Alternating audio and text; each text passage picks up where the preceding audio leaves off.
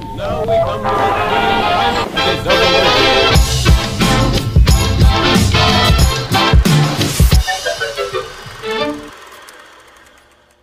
Gawa tayo ng ginisang upo with tilapia. Good morning mga kamamsi ko dyan. Bumili po ako ng isang maliit na upo worth 20 pesos. So, babalatan ko muna at i-slicein ko muna ito.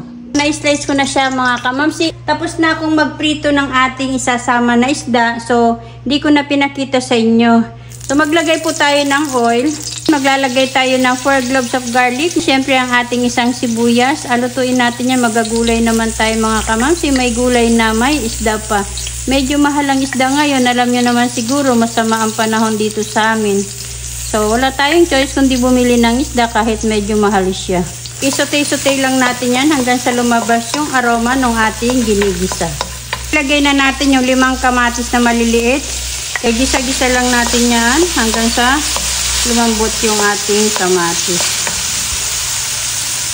Maglalagay na rin ako ng sibuyas dahonan, yung pinakatangkay niya lang. Then, isutay-sutay lang natin yan. Lagay na natin yung 2 bell pepper. Then, igisa-gisa lang natin.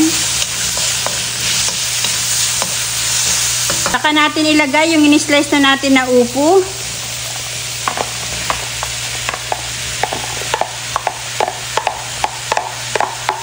Igisa-gisa lang natin.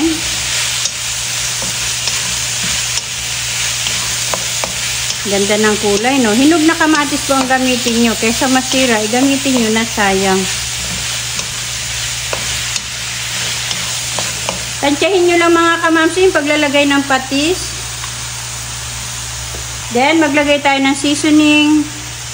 Pasarapin pa natin. Lagyan natin ng garlic powder. 1 teaspoon pamintang durog. Maglagay ulit tayo ng sibuyas dahonan. Saka natin halu-haluin.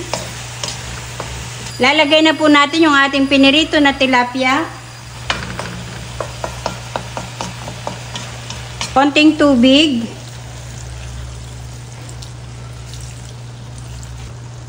Saka natin takpan at hayaang maluto yung ating upo. Naglagay ako ng kalahati ng chicken cubes. Ayan, no. Nakadepende na sa inyo kung gaano karami na sabaw ang gusto ninyo. Ang bango. Dagdag tayo ng konting patis.